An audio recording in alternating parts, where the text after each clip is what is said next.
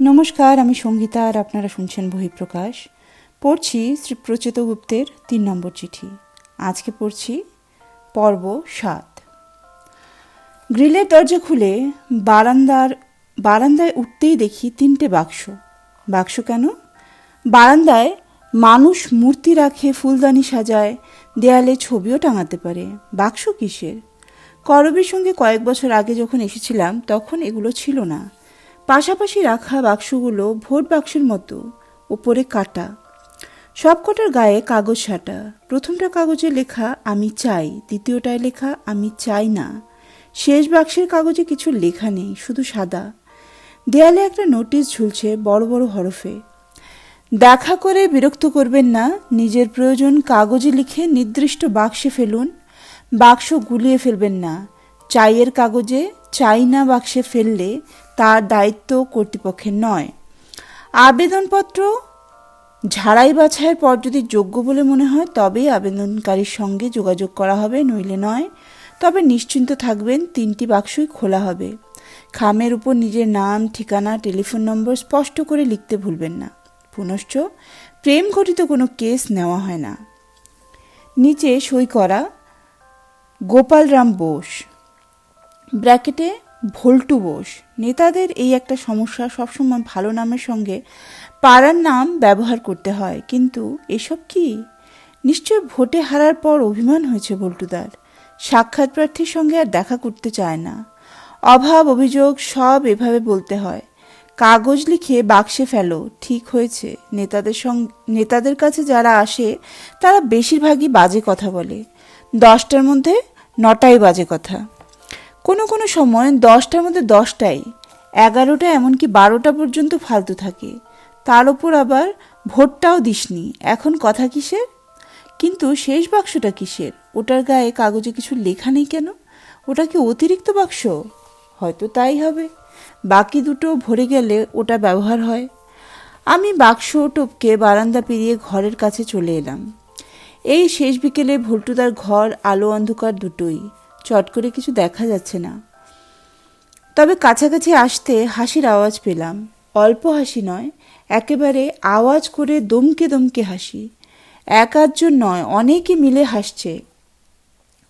দলে মহিলা পুরুষ সব আছে। চমকে উঠলাম। একজন পরাজিত মানুষের ঘরে এত কিসের হাসি? ভল্টুদার মাথা টাথা খারাপ হয়ে যায়নি তো? হতেও পারে। শোকে পাথর হতে পারলে শোকে হাসি হবে না কেন? হাসি কি পাথরের থেকে কঠিন? কল্যাণের পারচেজ ম্যানেজারের কাছে হতে পারে, আমার কাছে নয়। ঘরে পা রেখে দেখি শোক টোক কিছু নয়, ভল্টুদার টিভি দেখছেন। কিছুদিন আগ পর্যন্ত টিভির চ্যানেলগুলোয় কান্নার জিনিস বেশি বেশি করে হতো। সিনেমায় কান্না, সিরিয়ালে কান্না, টেলিফিল্মে কান্না, একেবারে হাবুডুবু কান্না। এমনকি খবরগুলো পর্যন্ত বেছে বেছে দুঃখের ঘটনা দেখানো হতো। এখন ব্যাপার উল্টে গেছে। এখন চ্যানেলে চ্যানেলে হাসির তুফান। কমিক্স থেকে ভাড়ামি, জোকস থেকে চুটকি, কি নেই। শুনলাম কারা যেন শুধু হাসিই দেখাচ্ছে, মেগা সিরিয়ালের মতো মেগা হাসি। একদল পুরুষ মহিলা বসে বসে শুধু হাসে, হাসতে থাকে, হাসতেই থাকে। এত হাসি যে একটা সময় গা ছমছম করে, ভয় হয়। মনে হয় ভয়ঙ্কর এই হাসি যদি কোনোদিনও শেষ না হয়। ঘটনা আরও আছে। মেগা হাসির প্রোগ্রামে হাসির কারণ কিছু বলা হয় না, উল্টে ঘোষণা করা হয়েছে যদি কোনো দর্শক হাসির কারণ বুঝতে পারে তাহলে এসো SMS করে জানাতে, মিলে গেলে পুরস্কার। 1000 পর্বের শেষে উত্তর বলা হবে, অর্থাৎ প্রায় 3 বছর ধরে এই হাসি চলবে। ভল্টুদা সেটাই দেখছে নাকি? দরজার কাছে দাঁড়িয়ে উকি মেরে দেখলাম ঘটনা ঠিক। ভল্টুদা মেগা হাসি দেখছে। অন্ধকার ঘরের টিভির আবছা আলোতে দেখলাম মুখ গম্ভীর। গম্ভীর মুখে হাসি দেখা একটা বিচ্ছিরি ব্যাপার। মনে হয় অনেক চেষ্টা করেও হাসির কারণ ধরতে পারছে না, সেই কারণেই মুখটা এরকম। আমি ভেতরে ঢুকলাম। ভল্টুদার সাঙ্গপাঙ্গরা সব গেল কোথায়? আগেরবার এসে দেখেছিলাম রমরমা কাণ্ড। এইটুকু ঘরে একেবারে ছেলেপিলেতে ঠাসাঠাসি। আজ মাত্র একটা ছেলে ঘরের এক কোণে বসে আছে। আবছা আলোতেও বোঝা যাচ্ছে ছেলেটার মাথা নিচু। নিশ্চয়ই ভোটে হারার পর বাকিরা সব ভেগেছে, সেটাই স্বাভাবিক। আমি ডাকলাম, ভল্টুদা। ভল্টুদা মুখ তুলল না, বোধহয় শুনতে পায়নি। কোণে বসা ছেলেটি মুখ তুলে তাকালো। ছেলেটির মুখ সুন্দর, বড় বড় চোখ, হালকা দাড়ি, সব মিলিয়ে একটা বিষণ্ণ বিষণ্ণ ভাব। নিশ্চয় ভল্টুদা ধরে সিনেমা টিনামার চান্স পেতে চায়। আজকাল সিনেমা থিয়েটারে চান্স পেতে গেলেও অনেক সময় স্ট্রং রেকমেন্ডেশন লাগে। ভাই কমলেশ, কেমন আছো? খবর পেলাম গোবর গ্যাসের ব্যবসায় মার খেয়ে ফিল্ম লাইনে ঢুকেছ।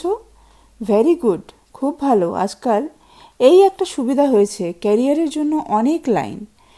একটায় মার খেলে মন খারাপ করে বসে থাকার কিছু নেই।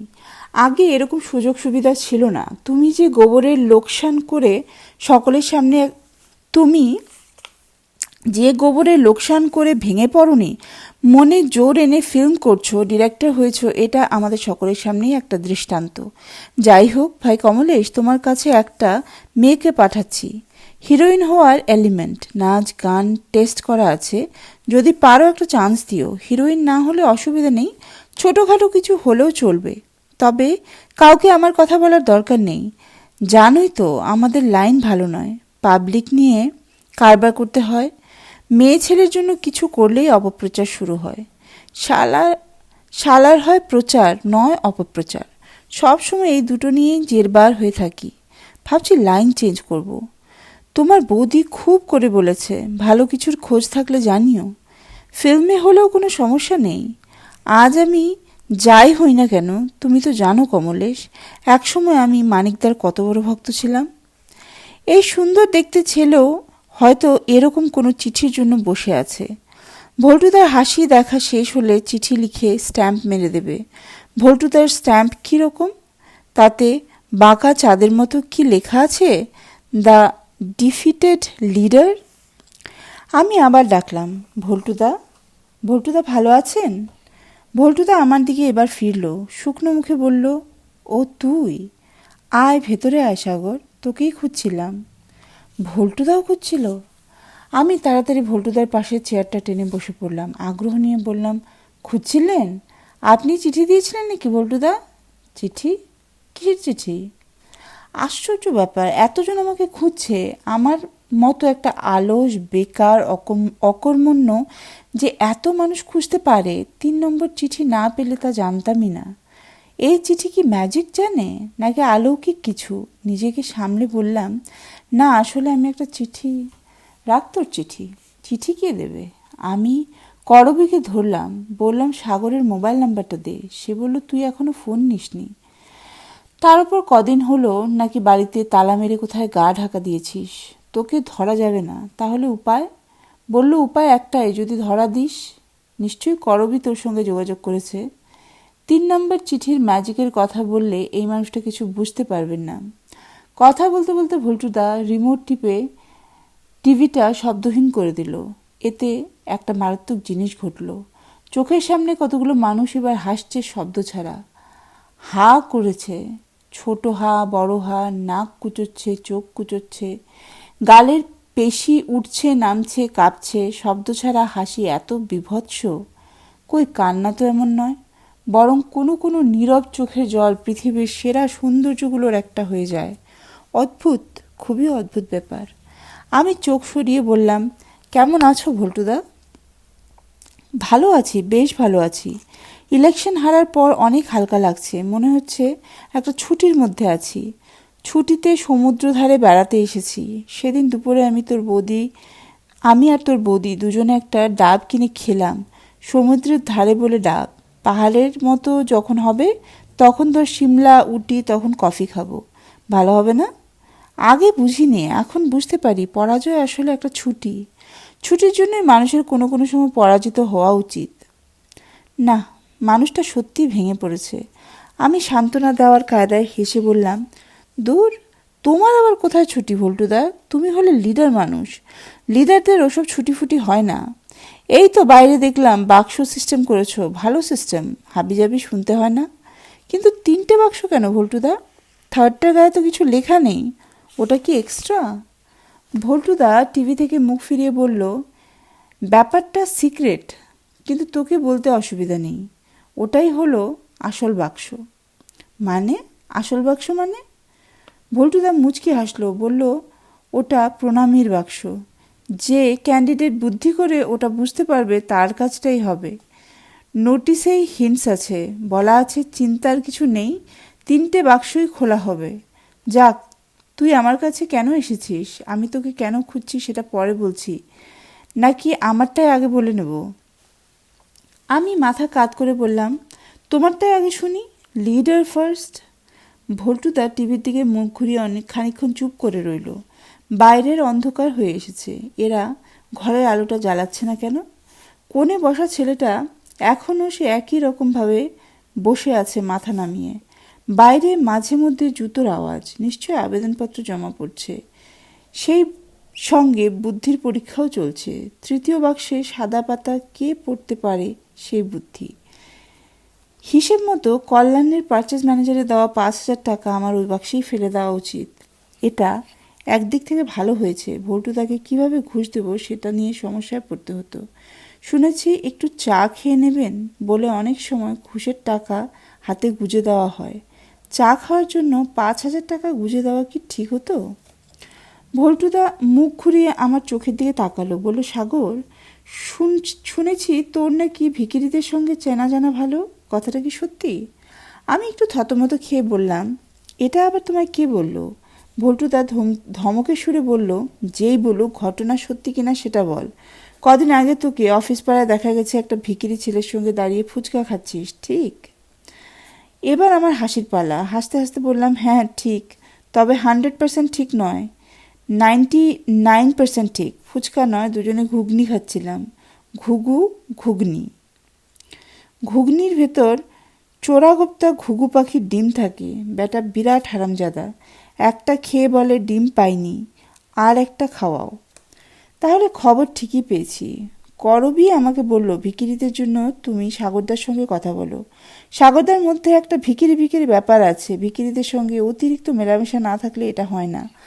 আমিও ভেবে দেখলাম কথাটা মিথ্যে বলেনি। সত্যি তোর মধ্যে ওই রকম একটা ব্যাপার যেন লক্ষ্য করেছিলাম। তা ওই ছেলের সঙ্গে তোর যোগাযোগ হলো কি করে রে? করবীর মতো একটা ঝলমলে তরুণী আমাকে ভিখিরি বলেছে, এই রাগের না আনন্দের? মনে হয় রাগের, কিন্তু কেন জানি না আমার রাগ হলো না। একগাল হেসে বললাম, না সেরকম কিছু না। একদিন ডালহৌসিতে একটা কোট প্যান্ট পরা লোক পকেট মার বলে বেচারিকে চর। ভল্টুদা হাত তুলে আমাকে থামিয়ে দিয়ে বলল, থাক ওসব, আমার কাজটা শোন। আমি আর তোর বৌদি ঠিক করেছি একটা ভিখিরি ভোজনের ব্যবস্থা করব। ভিখিরি ভোজন? ওই কাঙালি ভোজন যেমন হয় আর কি। আমি চোখ বড় করে বললাম, হঠাৎ কি হলো তোমার? সাধু টাধু হয়ে যাবে নাকি? ধর্মে মন এসেছে? গোপালরাম হেসে একটু যেন লজ্জা পেল। টিভির চমকে ওঠা আলোতে দেখতে পেলাম মুখটা এক ঝলক লালচে। এর মধ্যে ধম্মকম্ম কি পেলি? তোর বৌদি বলছিল ফাড়া কাটানোর জন্য এটা একটা কিছু করতে হবে। ফাড়া? তোমার আবার ফাড়া কিসের? ইলেকশনের ফাড়া। পরপর 3টে ইলেকশন গোলমাল হয়ে গেল। তোরা শুধু বড়টা জানিস। আরও 2টো ডাব্বা কেস আছে। ওয়ার্ড আর লোকালে একটা স্কুল কমিটিতে ধেরিয়েছি। তোর বৌদি কোথা থেকে শুনে এসেছে গরিব গব্যদের পেট ভরে যত সব রাবিশ। আমি একদম বিশ্বাস করি না, ফালতু। তবু যখন বলছে আমি রাজি হয়ে গেলাম। কিন্তু ব্যাপার হলো কি সাগর, কাজটা করতে গিয়ে দেখলাম গোলমাল হচ্ছে। তুমি পাবলিক বলো এনে দিচ্ছি, গুন্ডা মস্তান বলো এনে দিচ্ছি, বিজনেসম্যান বলো তাও লাইন দিয়ে দাঁড় করিয়ে দেবো, কিন্তু ভিখিরি শালাদের ওপর আমার কোনো হোল্ড নেই। একেই তো বেচারাদের চিনি না। যে 2-1টার সঙ্গে কন্ট্যাক্ট করলাম তারা ভুরু টুরু কুচকে কি বলল জানিস? কি বলল? হাসির প্রোগ্রাম শেষ। ফুলটু তার টিভির সুইচ নেভালো, হাত বাড়িয়ে ঘরের আলো জ্বালালো। ঘরের চেহারা অবশ্য বদলায়নি, ন্যাড়া ধরনের ঘর। একটা টেবিল, কয়েকটা চেয়ার, টুল, ব্যাস। সত্যিকারের ক্ষমতাবানদের ঘর এরমই হয়, বাইরে বেশি সাজগোজ থাকে না।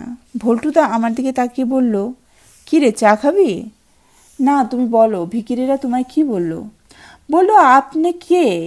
আপনি ডাকলেই খেতে যাব কেন? আমাদের প্রেস্টিজ নাই? প্রপার চ্যানেলে আসেন। বোঝো কাণ্ড। পেছনে একটা লাথি লাগানো উচিত ছিল, কিন্তু লাগাইনি। শুভ কাজে মারধর ঠিক নয়। যাক, ব্যাপারটা একটু দেখ ভাই সাগর, তোর বৌদি বলছে একটা দুটো ফিকিরি চলবে না, পরপর 3 ইলেকশন কুপোকাত মানে সংখ্যায় বেশি লাগবে। খরচপাতি নিয়ে চিন্তা করবি না, বেগার কিছু 200-500 যা লাগে দিব। তুইও একটা রেমুনারেশন পাবি, যদি অ্যাডভেঞ্চার চাস তাও পাবি, যদি অ্যাডভান্স চাস তাও পাবি। একে কি বলে ম্যাজিক নাকি অন্য কিছু? বাড়ি ভাড়া বাকি থাকার অপরাধে যে যুবকটি এখনও ঘর ছাড়া, যাকে প্রায় বিয়ে পর্যন্ত করতে হচ্ছিল, তার জন্য এখন একের পর এক কাজের আগে অগ্রিম ভাবা যায়। তার উপর এই কাজটা তো দারুণ, ভিখিরি সংগ্রহ। আমি নিশ্চিন্ত একটা ভাব করে বললাম, নো টেনশন ভল্টুদা, আমি ব্যবস্থা করে ফেলবো। ওদের ইউনিয়ন আছে। যে সেদিন তো ডালহাউসিতে পথ অবরোধ করে বিরাট ঝামেলা করলো। তুমি ডেটটা বলে দিও। তোমার বাড়িতেই ব্যবস্থা তো? ক্যাটারার নাকি ভিএন বসাবে? ভল্টুদা বিরক্ত হলো, বলল, সে দেখা যাবে, আগে তো তুই কথা বল, কজন জোগাড় করতে পারবি দেখ। তুমি ভেবো না দাদা, 100 ধরে এগো, 100-তে হবে না। 3 ইলেকশনের ফাড়া কাটাতে ভিখিরি আরও বেশি দরকার নাকি? মনে হয় ওতে হয়ে যাবে। তাও তোর বৌদিকে একবার জিজ্ঞেস করে নেব। যত সব ফাজলামি। নে, এবার তোর কাজটা বলে ফেল, তাড়াতাড়ি করবি। আমি নড়ে চড়ে বসলাম, হাত কষলে বললাম, ভল্টুদা, বলতে ভয় করছে, ব্যাপার প্রেম ঘটিত। তুমি তো আবার ইদানিং প্রেমের ঝুটঝামেলা নিচ্ছ না। বাইরে নোটিশ দেখলাম, কিন্তু কাজটা হলে আমার উপকার হতো। জানোই তো হাতে টাকা পয়সা নেই, এটা হলে কিছু পেতাম। শুধু ক্যাশ নয়, আরও আছে। ভল্টুদা আমার দিকে স্থির চোখে তাকিয়ে আছে। আরও কি আছে? আমি হাসি মুখে ঝুঁকে পড়ে বললাম, বলা যায় না, পার্টি খুশি হলে একটা চাকরিও হয়ে যেতে পারে। বড় কিছু নয়, ছোটোখাটো চাকরি, তাও এ বাজারে কম কি বলো? ফ্যাচফ্যাচানি কম কর, কি করতে হবে সেটাই বল। আমি চেয়ারটা সরিয়ে ভল্টুদার কাছে সরে এলাম, ফিসফিস করে বললাম, কথাটা বলতে লজ্জা করছে। যতই হোক তুমি করবীর, তাও প্রফেশনাল ব্যাপারে ঢাকগুড়গুড় হয় না।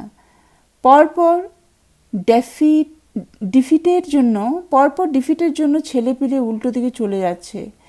শিক ইন্ডাস্ট্রির মতো কয়েকটা উইং তুলে দিচ্ছি। প্রেমটা ফার্স্ট তুলেছি, এরপর বাড়ি ভাড়াটে তুলবো। যাই হোক, যখন বলছিস ছেলে মেয়ের নাম দুটো বল। আমি উৎসাহ নিয়ে বললাম, মেয়েটার নাম ভারী সুন্দর, রাজকন্যা। তবে ছেলেটার নাম অদ্ভুত, মনে হয় কোড নাম। তুমি ভালো বলতে পারবে। ছোকরার ঠিকানাটা চাই, ও নাকি তোমার। এটুকুই বলে থামলাম। নড়াচড়ার আওয়াজে পাশ ফিরে দেখি বিষণ্ণ মুখে সে তরুণ পিঠ সোজা করে বসেছে, কঠিন চোখে তাকিয়েছে আমার দিকে। এতক্ষণ ছেলেটার অস্তিত্ব ভুলেই গিয়েছিলাম। আমি ঘাড় নামিয়ে বললাম, ভল্টুদা, বিষয়টা প্রাইভেট, অন্য কারোর সামনে বলাটা ঠিক হবে না। ভল্টুদা নিচু গলায় বলল, কোনো অসুবিধে নেই, আমার ছেলে। খারাপ সময় যে সামান্য কয়েকজন আছে তার মধ্যে ও একজন। তবু তুই যখন বলছিস সিম কার্ড, তুমি একটু বাইরে গিয়ে অপেক্ষা করো তো বাবা। আমি কি শুনলাম? আমি কি ভুল শুনলাম? এ ছেলেই মিস্টার গোস্বামীর সেই সিম কার্ড? রাজকন্যার প্রেমে পাগল? এই সুন্দর ছেলের এইরকম বিচ্ছিরি নাম কেন? অবশ্য নামে কি এসে যায়? কিচ্ছু এসে যায় না। সত্যবান নামে আমার এক বন্ধু আছে, পত্রপত্রিকায় লেখালেখির কাজ করে। সে নাকি কোনোদিন সত্যি কথা লেখেনি, নিজেই গর্ব করে বলে। তবে লেখার কায়দা ভালো। যেখানে সেখানে মনীষীদের কোটেশন দেয়। জিজ্ঞেস করলে বলে, কেন, এগুলো মিথ্যে নাকি শালা? সিম কার্ড যতক্ষণ না ঘর থেকে বেরোলো আমি তার দিকে তাকিয়ে রইলাম। ভল্টুদা বলল, বল এবার। আমি উঠে দাঁড়ালাম, বড় করে হেসে বললাম, না, আর কিছু বলার নেই। আসলে সেই ছেলেটার ঠিকানাটা তোমার কাছে নিতে এসেছিলাম। ওকে আমার একটা কথা বলার আছে। এখন মনে হচ্ছে ঠিকানা আমি নিজেই জোগাড় করে নিতে পারবো। কারা যেন ফিসফিসিয়ে কথা বলে। কারা কথা বলে? রাত এখন কত? 2 নাকি আরো বেশি? এত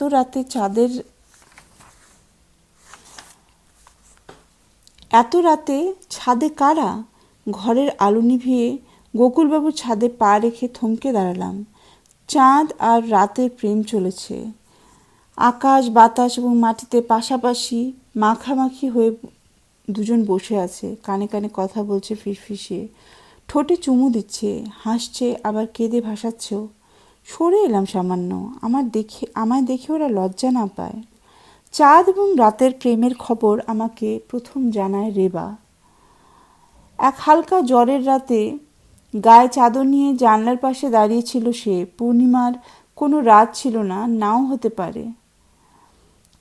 পূর্ণিমার কোনো রাত ছিল সেটা, নাও হতে পারে। হয়তো পূর্ণিমার আগে বা পরের কোনো একটা রাত। জানালার পাশে দাঁড়িয়ে থাকতে থাকতেই রেবা সেই অনির্বচনীয় দৃশ্যটি নাকি দেখতে পেয়েছিল। তুমি কি সত্যিই দেখছো রেবা? হ্যাঁ, আমি সত্যিই দেখেছি, গাঢ় স্বরে বলল সে। কি দেখলে? বললাম তো, ওরা। গায়ে কিছু নেই, দুটো নগ্ন শরীর। তোমার কত জ্বর ছিল তখন? কেন, জ্বরের কথা কেন? রেবা অবাক হয়। না, আসলে জ্বরে তো হ্যালুসিনেশন হয়, মানুষ ভুল দেখে। হয়তো তুমিও সেরকম ভুল দেখেছিলে।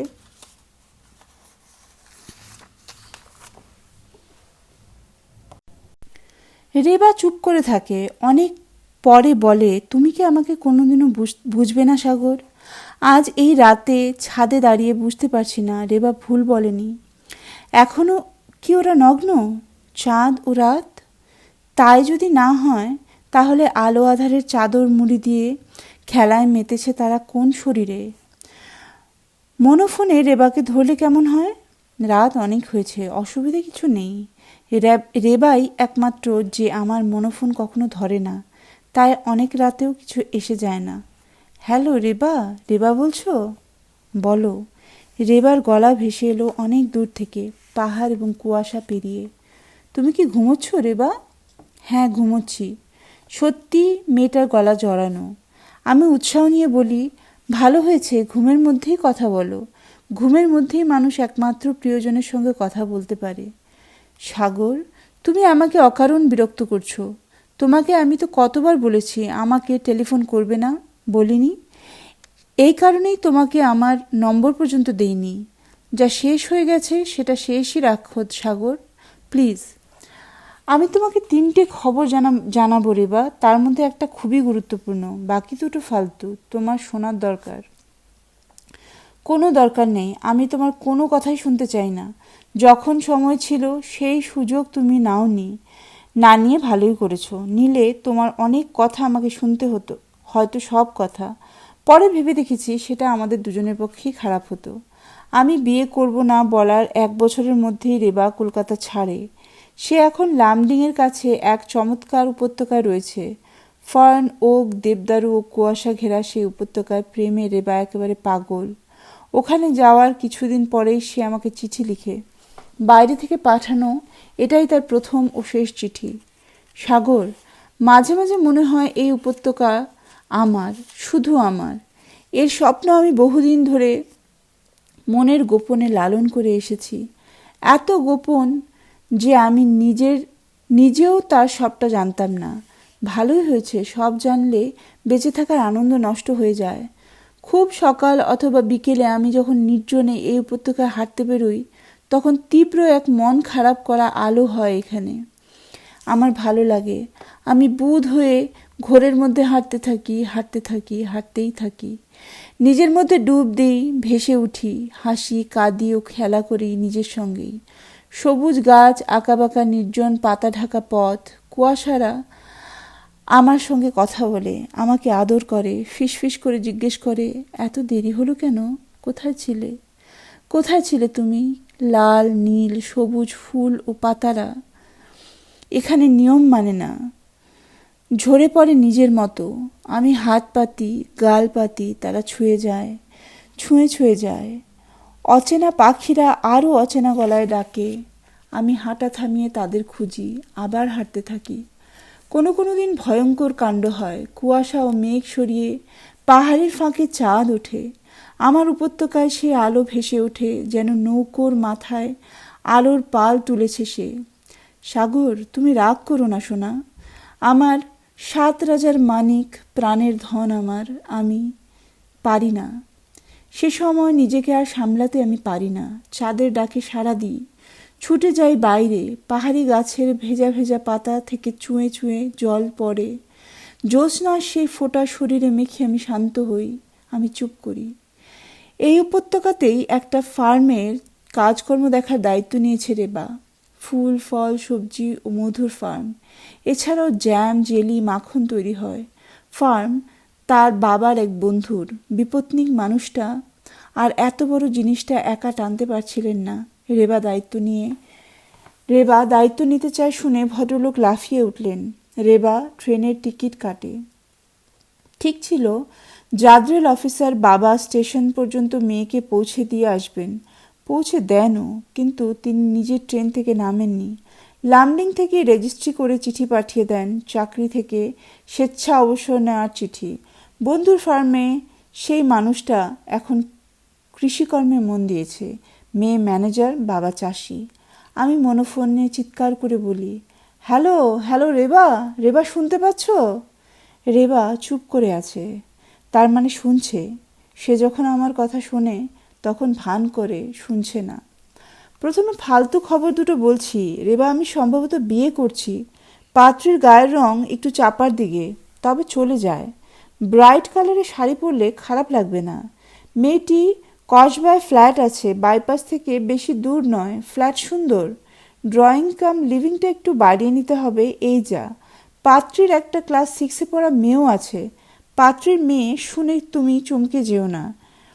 সেই মেয়ে অঙ্কে ভালো, 90-র কম স্কোর করে না। সমস্যা শুধু একটাই, মেয়েটার দুটো নাম, একটা বাবার দেওয়া, একটা রেখেছে মা। বেচারি কোন নামটা রাখবে, কোনটা ফেলবে তা নিয়েই সমস্যা। আদালত বাবা মায়ের বিচ্ছেদ সমস্যার সমাধান করতে পারে, কিন্তু তাদের সন্তানদের নাম নিয়ে কোনো রায় দিতে পারে না।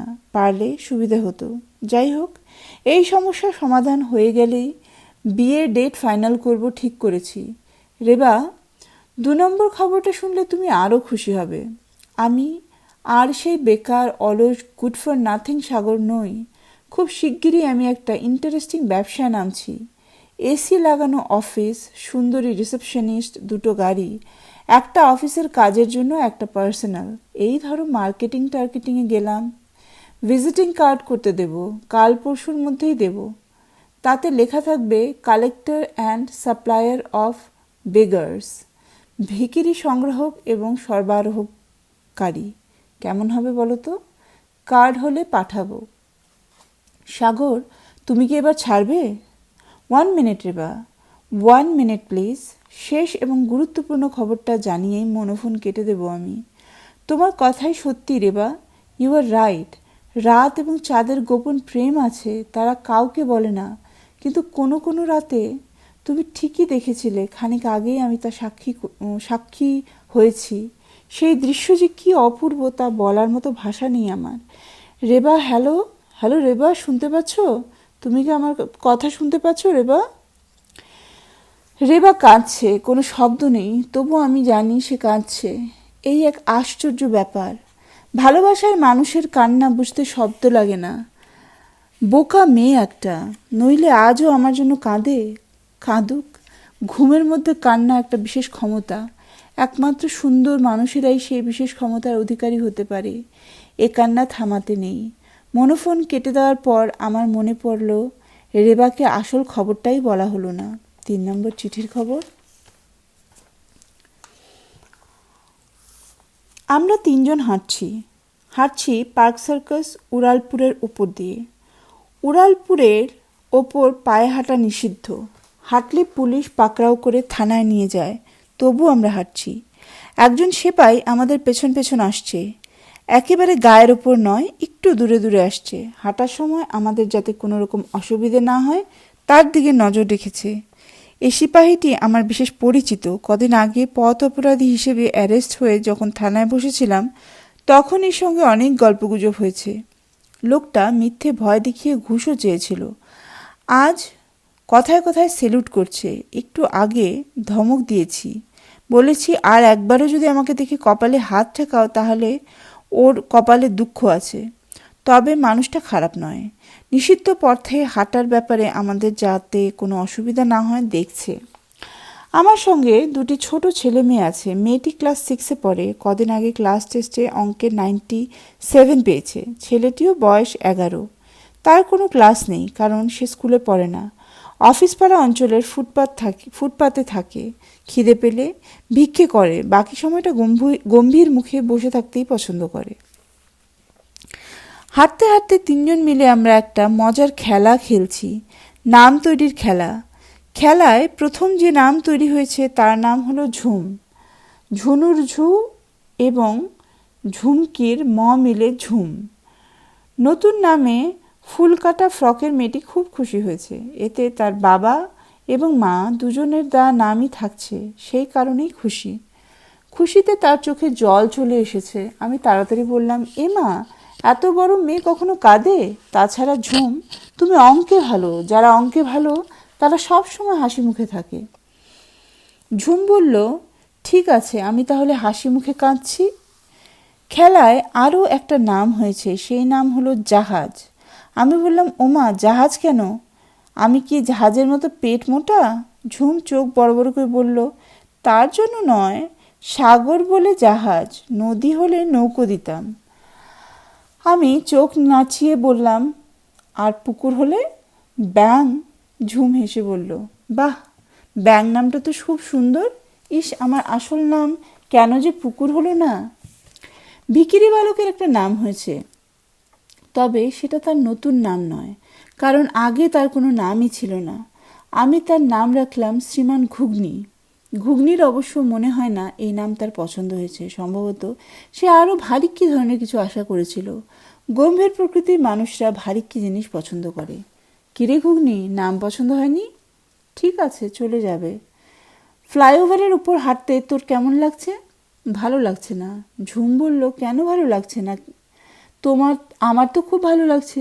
মনে হচ্ছে প্লেনের ডাকনার উপর দিয়ে হাঁটছি। উঁচু উঁচু বাড়িগুলো হাত বাড়ালেই ধরতে পারবো। ঘুগনি মুখ ঘুরিয়ে বলল, তুমি ধরো, প্লেনের ডানার উপর আমার হাঁটতে ভাল লাগে না। ভাবটা এমন যেন এর আগে বেশ কয়েকবার প্লেনের ডানায় সে হাঁটাহাঁটি করেছে। ঘুগনির কাঁধে আমি হাত রাখলাম, বললাম, কি ব্যাপার বলতো, তুই এত রাগি রাগি ভাবে কথা বলিস কেন? খিদে পেয়েছে। সেটা বলবি তো, কি খাবি? ঘুগনি। ঝুম অবাক হয়ে বলল, সেটা কি জাহাজ কাকু? সেটা একটা মজার খাবার। ঘুগনির ভেতরে ছোট ছোট ডিম সিদ্ধ থাকে। সবাই বলে ঘুঘু পাখির ডিম। তুই খাবি? নিশ্চয় খাবো। ইস, আগে কেন যে খাইনি। কিন্তু এখানে কোথায় পাবে? উড়ালপুরের ওপর তো কোনো দোকান বাজার কিছুই নেই। দাঁড়া, ব্যবস্থা করছি।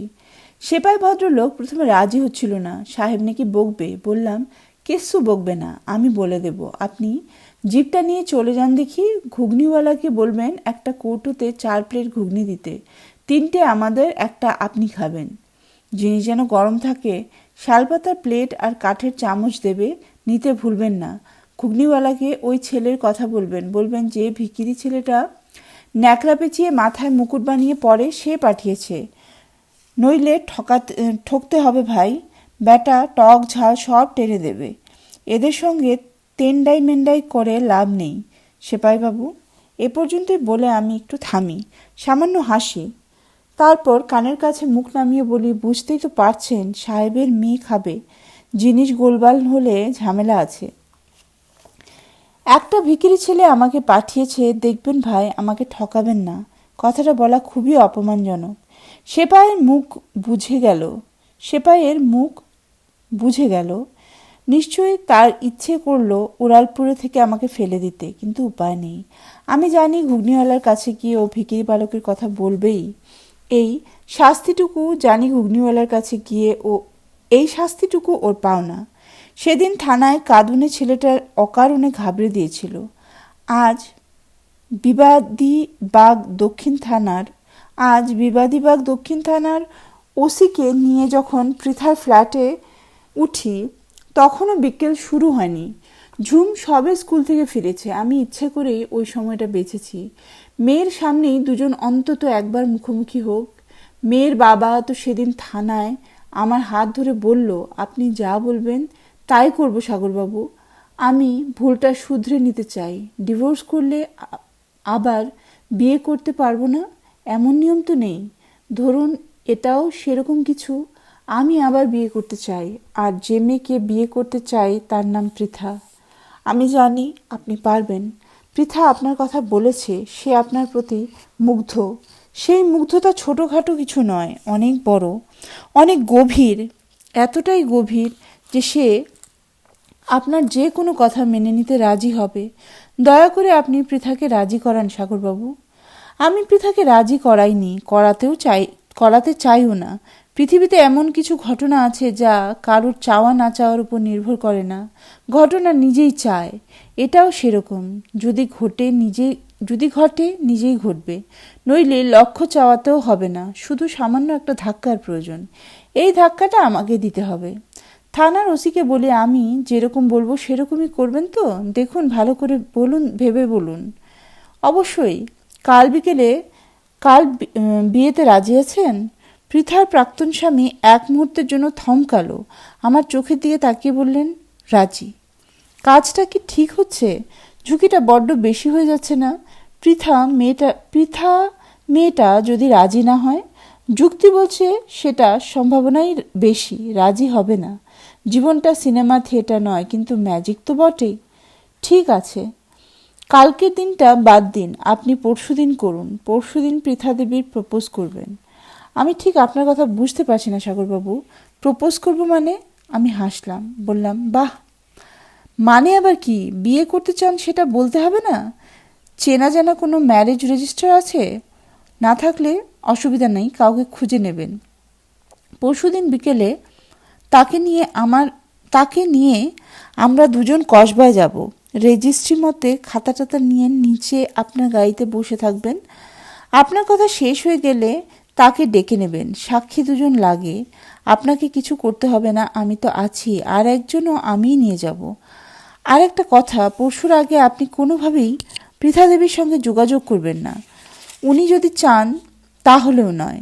টেলিফোন করলে কেটে দেবেন। সব থেকে ভালো হয় একটা দিনের জন্য কলকাতা থেকে যদি কেটে পড়েন, নিন 100 টাকা রাখুন, আমার ওই ছিচকাদনে পথ অপরাধের ফাইন। এটা কি না দিলেই নয়? আমি মুচকি হেসে বললাম, না, না দিলেই নয়। আইন ভাঙায় যেমন আনন্দ, আইন মানতেও মজা কম নেই। ওসি সাহেব, শুধু একটা অনুরোধ, ওই ছোকরাকে ছাড়বার আগে একটা ধমক দেবেন। এমনি ধমক নয়, জোর ধমক, যেন প্যান্টে হয়ে যায়। ধমক আইন ভাঙার জন্য নয়, ফ্যাচফ্যাচানি বন্ধ করার জন্য। পরদিন সকালে আমি পৃথার ফ্ল্যাটে চলে আসি। আসার আগে বাড়িওয়ালার ছাদের ঘরে বসে বাটার টোস্ট এবং ডিম সিদ্ধ দিয়ে ব্রেকফাস্ট সারি। শম্ভুকে বলি, এক বাটি কর্নফ্লেক্স হলে ভালো হতো। সে আমার দিকে কঠিন চোখে তাকায়। খাওয়া শেষ হলে গোকুলবাবু এবং তার স্ত্রীকে ভক্তি করে প্রণাম করি। একগাল হেসে কমলা দেবীকে বলি, মাসিমা, কসবা চললাম, পৃথা দেবীর সঙ্গে আজ ফাইনাল কথা। কথা যদি ঠিকঠাক হয়ে যায়, বলা যায় না, কাল একটা কিছু হয়েও যেতে পারে। কথা শেষ করে মুখটা লজ্জা লজ্জা করে নামিয়ে নিই, বিয়ের আগে পাত্র যেমন করে। কমলা দেবী আঁতকে ওঠেন, ওমা, সে কি কথা গো? কাল কি হবে? আত্মীয় স্বজনকে খবর দিতে হবে না? বিয়ের ব্যবস্থা কি চারটেখানি কথা? আমি হাত তুলে জিভ কাটি। খবরদারও কাজটিও করতে যাবেন না এখন। এমনকি পৃথাকেও নয়। টেলিফোনে আজকাল ভাবের বদলে আরডির সিস্টেম চালু হয়েছে। আড়ি পাতার ব্যবস্থা। পৃথার আগের হাজবেন্ড তো আমার মতো শান্ত গোবাচারা ধরনের নয়, মহাবদ। কি করবে কে জানে, সব ভণ্ডুল না হয়ে যায়। আগে রেজিস্টারটা হয়ে যাক, তারপর আমার রূপ দেখবেন। সিংহের মতো গর্জন দেব, সানাই টানাই বাজিয়ে কেলেঙ্কারি করব। এখন চুপচাপ। কথা শেষ করে আবার প্রণাম করতে গেলাম। গোকুলবাবু চোখ পাকিয়ে বললেন, মতলব কি বলো তো? এই তো প্রণাম করলে, আবার কিসের? আমি গদগদ ভঙ্গিতে বললাম, ডাবল বিয়ের ম্যাটার তো, তাই ডাবল প্রণাম করছি। সিঙ্গেল হলে সিঙ্গেল করতাম।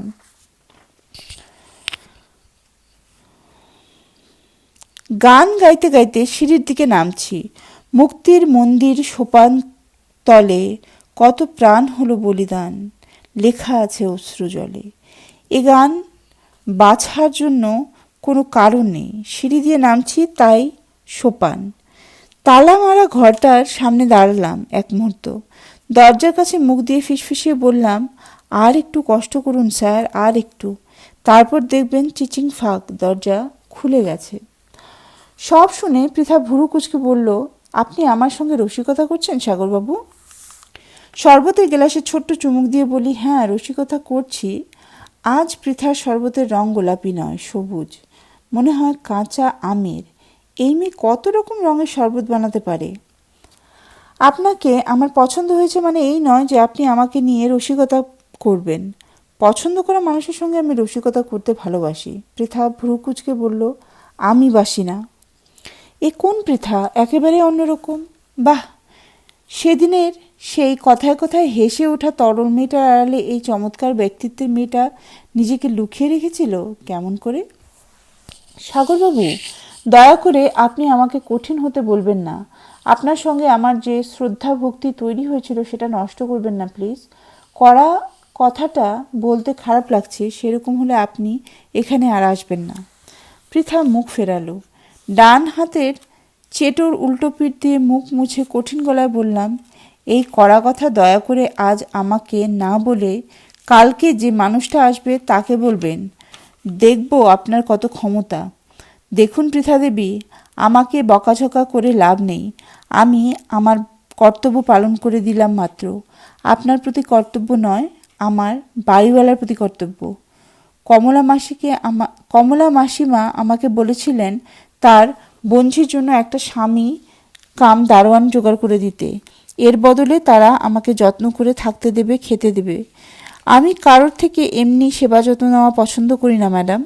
বিনিময়ে আমি নিজে আপনার কাছে পাত্র হিসেবে এসেছিলাম, কিন্তু আপনাকে আমার খুবই অপছন্দ হওয়া কোনো মেয়েকে স্ত্রী হিসেবে মেনে নেওয়া আমার পক্ষে অসম্ভব। বাধ্য হয়ে আরেকজন ক্যান্ডিডেট জোগাড় করেছি। আমি আগেও বললাম, এখন আবার বলছি, লোকটি ভালো নয়, বদ ধরনের। শুনেছি সঙ্গে আর্মস রাখে। ওর ওপর নাকি সুযোগ সুবিধা থাকলেও ঘুষ টুস নেয় না। পুরুষ মানুষের ঘুষ না নেওয়াটা একটা ব্যাড সিমটম। আপনি দয়া করে কাল পত্রপাঠ মানুষটাকে বাড়ি থেকে বের করে দেবেন। আমি উঠে দাঁড়ালাম। শুধু একটা অনুরোধ পৃথা দেবী, খারাপ মানুষটার সঙ্গে দেখা না করে পালিয়ে যাবেন না প্লিজ। তাহলে আমার কর্তব্য পালন করা হবে না। আমি গোকুলবাবুদের কাছে কথার খেলাপি হব। অন্তত বলতে তো পারবো আমি বসে বসে খাইনি, চেষ্টা করেছিলাম। ঘণ্টাখানিক আগে বিবাহ পর্ব শেষ হয়েছে। সিম কার্ডকে কসবায় আসতে বলেছিলাম। সে এই বিয়ে 2 নম্বর সাক্ষী। সিম কার্ড, আমি আর বুড়ো রেজিস্টার ছিলাম ফ্ল্যাটের তলায়, পুলিশ জিপের ভেতর। একেবারে সিনেমার মতো। নার্ভাস ওসি সাহেব প্রায় কাঁপতে কাঁপতে উপরে উঠে যান। আমি মুখ ফিরিয়ে হাসি গোপন করি। গিন্নির কাছে যাওয়ার সময় কি বীর পুলিশও ভয় পায়? গিন্নি কি ডাকাতদের থেকেও ভয়ের? তবে বেশিক্ষণ নয়, মিনিট 3 কি বড় জোর 4 হবে। লাফাতে লাফাতে নেমে আসে মানুষটা, হাত ধরে প্রায় হিচড়ে টেনে বের করে বুড়ো রেজিস্ট্রারকে। আমি আর সিম কার্ড সিঁড়ি দিয়ে উঠি ভারিক্কি চালে। বিয়ের সাক্ষী বলে কথা। সিম কার্ডকে নিচু গলায় বলি, সইয়ের সময় আসল নামটা লিখো বাপু, কোড নাম চলে না। বাপ মায়ের ভালোবাসা সন্তান জানবে, কিন্তু নিজের চোখে দেখবে না। তাই নবদম্পতিকে ফ্ল্যাটে একা রেখে সিম কার্ডকে বিদায় নিয়ে আমি ঝুমকিকে নিয়ে বেরিয়ে পড়েছিলাম। বলেছিলাম আজ এমন এক জায়গায় হাঁটবো যেখানে কেউ হাঁটতে পারবে না। তাই উড়ালপুরে হাঁটছি। খুবই অপরাধের কাজ, কিন্তু অপরাধের যিনি ধরন দেখে এলাম তিনি এখন কসবার ফ্ল্যাটে বসে স্ত্রীর সঙ্গে ঝগড়া করছেন। ঝগড়ার বিষয় খুবই জটিল। ড্রয়িং কাম লিভিং বাড়ানো কি ঠিক হবে নাকি হবে না? উল্টে তিনি আমাদের দেখভালের জন্য একজন সিপাইয়ের ব্যবস্থা করেছেন। এখানে আসার জন্য জিপ ঘুরিয়ে অফিস পাড়া থেকে ঘুগনিকে তুলে এনেছি। ওকে আমার দরকার। উড়ালপুরে দাঁড়িয়ে আমরা এখন শালপাতার বাটিতে গরম গরম ঘুগনি খাচ্ছি আর আহ করছি। ঘুগনিওয়ালা ব্যাটা কষে ঝাল মেরেছে। আমাদের পায়ের কাছে কলকাতা, হাতের মুঠোয় আকাশ ছোঁয়া বাড়ি। ঝুম বলল, জাহাজ কাকু, আমার নিজেকে কেমন কিং বলে মনে হচ্ছে। ঘুগনি বলল, সেইটা কি? ঝুম হেসে বলল, সেইটা একটা গেরিলা দৈত্যের মতো। ইয়া বড়, তোরও মনে হচ্ছে না? না, আমার কিছু মনে হয় না। এসবের ফাঁকে ঘুগনিকে আবার দরকার জানিয়েছি। সে শালপাতা চাটতে চাটতে বলেছিল, চিন্তা করবেন না, আপনি যখন বলেছেন হয়ে যাবে। ডেট আর টাইম বলে দিন, দল নিয়ে পৌঁছে যাব।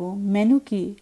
আমি একটু থতমত খেয়ে বললাম, তা তো জানি না রে, তবে খারাপ হবে না, ডেকে খাওয়াচ্ছেন যখন। ঘুগনি বিজ্ঞের মতো মুখ করে বলল, এইটা ঠিক কথা নয়, গরিবদের ডাইকা ডুইকা মানুষ পচা ধরা খাওয়া দেয়। যাক বেগুন যাক বেগুন করতে বলবেন, বেগুন ভাজা। আমি হেসে বললাম, ঠিক আছে বেগুন থাকবে, কিন্তু তোকে আর একটা জরুরি কাজ করতে হবে। সেদিন কোট প্যান্ট পরা যে লোকটা তোকে চড় মেরেছিল তাকে খুঁজে বের করতে হবে। কাজটা শুনতে কঠিন, কিন্তু আসলে কঠিন নয়। তুই যে ট্যাক্সিতে ওকে তুলে দিয়েছিলি তাকে নিশ্চয়ই পেয়ে যাবি। একদিনে না পাস 2-3 দিনে তো পাবি। কলকাতার সব ট্যাক্সি 2-3 দিনে একবার ঘুরে ফিরে অফিস পাড়ায় যাতায়াত করে। সেই ট্যাক্সিকে জিজ্ঞেস করলেই কোট প্যান্টের সন্ধান মিলবে। আজ এ পর্যন্তই রাখছি। পরবর্তী অংশে আমরা গল্পের নেক্সট পার্ট পড়ব। শোনার জন্য অনেক অনেক ধন্যবাদ।